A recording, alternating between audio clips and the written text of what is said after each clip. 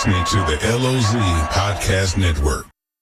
Hello, everyone. Welcome back to the LOZ Podcast Network. I'm your host, Ken Lawler. Listen, we have the podcast network. It's part of the LOZ app.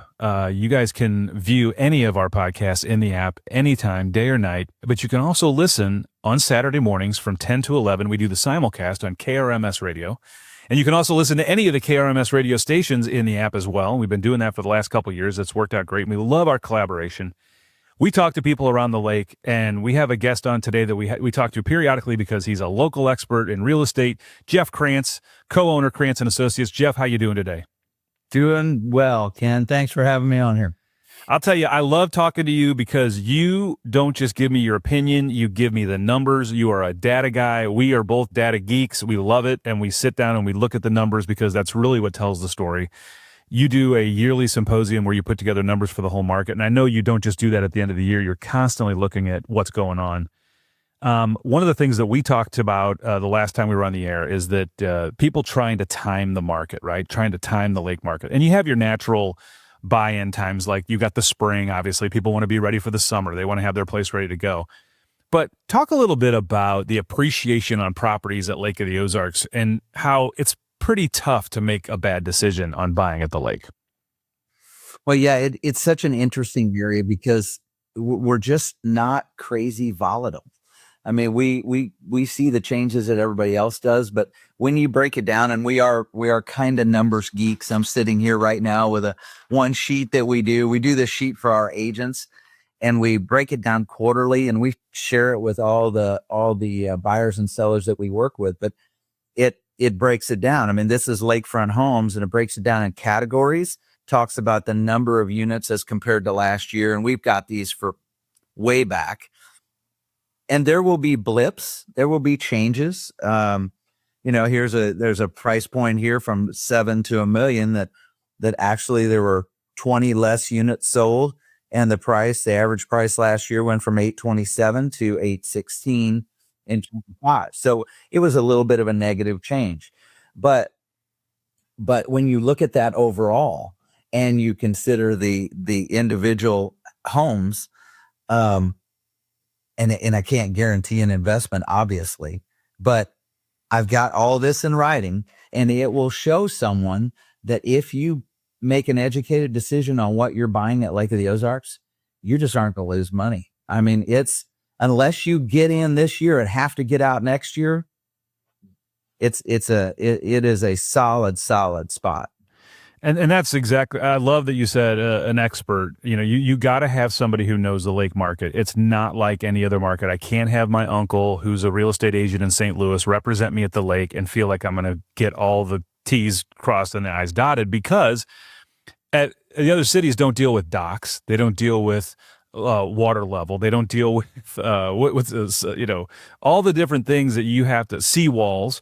There's so many things that are just unique to the lake market. You got to have somebody who knows that market. And I'm sure when you guys, you buy properties in other areas of the United States, I'm sure when you go to other areas, you hire experts in that area, right? That's the first thing.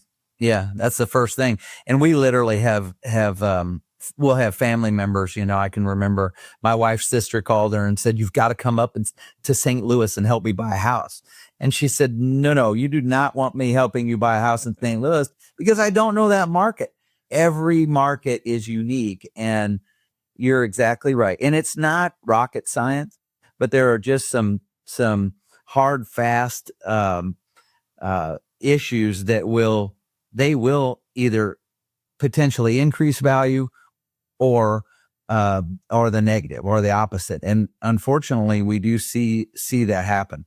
But man, I mean, we're in a bright spot where we live, and I think it is pretty unique that we are a want, not a need type of market. We're a second home market in general, yet we are not as volatile as even some of the lakes up north. I mean, when you look at their numbers and what you get for your money and how fast it changes. It's And it was kind of a well-kept secret there before COVID, wasn't it? I mean, we were doing pretty good business, and then all of a sudden COVID hit, and I think the word got out, and people started looking at that market from, I mean, used to get, hey, we got a buyer from Kansas City, we got a buyer from St. Louis. Now we got a buyer from LA, we got a buyer from, from Colorado, we got Dallas, it just expanded, didn't it?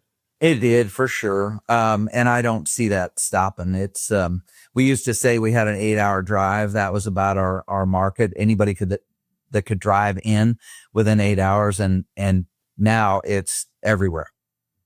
Yeah. And we see that on the app side too. So we track people who download the LOZ app and where they're from. And it used to be that 6 states around us, kind of but now, man, you should see the numbers that are, California, Colorado, Texas, Arizona, all those places are showing up and big. And so that's people that are coming into the market and they're buying places and they're maybe going home for a little while, but they're coming back.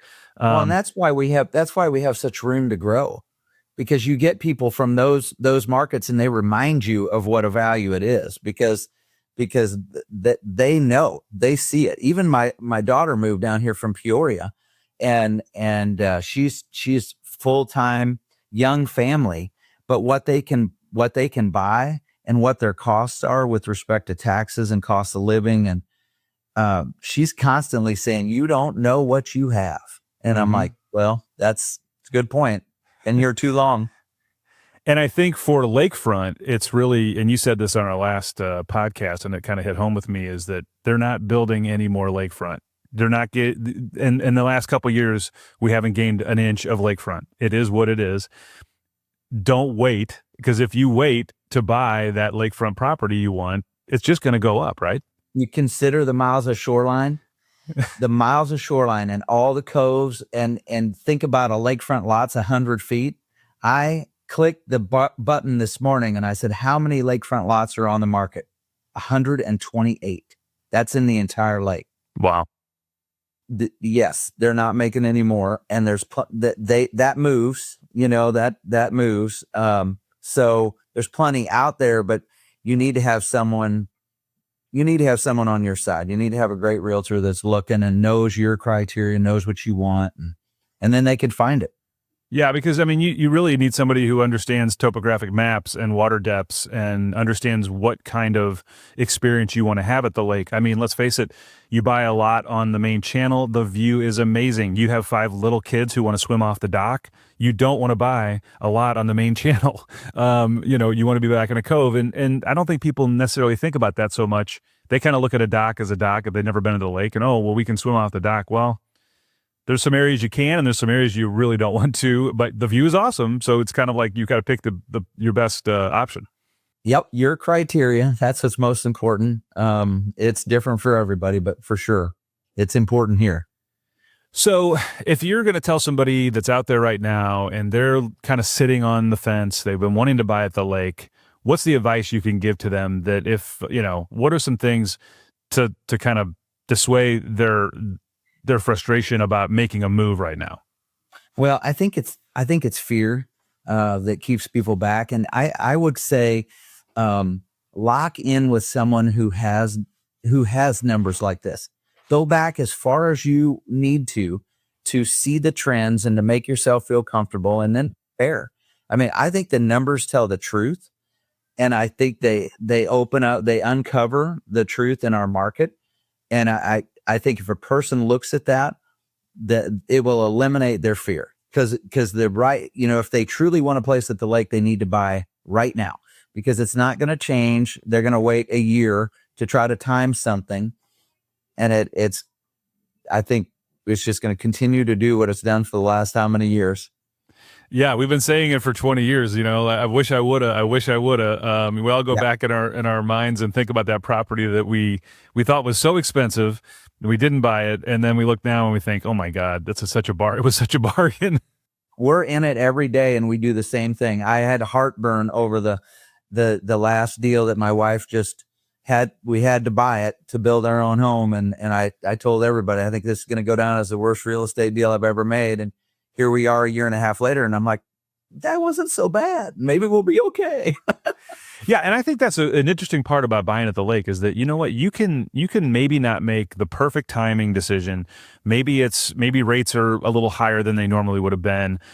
Maybe it's not the perfect property yet, but if you go ahead and make the move, you start making it the property that's yours, rates are going to do what they're going to do. But over time, that equity you're building is going to way outdo the couple $100 you're saving on a rate. Yeah, if you're a leverage spec builder or flipper, it takes really educated, detailed decisions because you need to know that I need to get out of this in 6 months, or it's going to take me 12 months, and then I need to sell it within X. That is a different animal. If you're using it and you can hold it for 2 or 3 years, not the same concerns. So everybody listen to Jeff, go out and buy that spot. Don't wait anymore. Just get out there, get to the lake and start enjoying it. I mean, that's the one thing that I tell people all the time. I've been there for 25 years. You know, I could have put my money into the stock market, but I wouldn't have gotten near the enjoyment of all the years out of a stock that I did out of that lake home, out of, you know, bringing family and friends down and getting on the water and sharing the memories with my family. That's a number. You can't put a number on that. And that's just the gravy, right? Of a good investment at the lake. Yep. Well, listen, everybody, if you have any needs for real estate buying or selling, go to KrantzProperties.com, talk to one of Jeff's people. He's got all kinds of experts at the lake that are going to help you, and you want to hire an expert at the lake. I can't tell you that enough. You want to make sure that you have somebody looking after your back, and Jeff, your people do that every day. Thanks, Ken. Yeah, we live it. We love it. All right, everyone. That's another edition of the LOZ Podcast Network. We'll be back with you right after these words. And Jeff, we're going to talk to you again. We're going to have you on as a regular if you're okay with that, because you bring the numbers and we love that.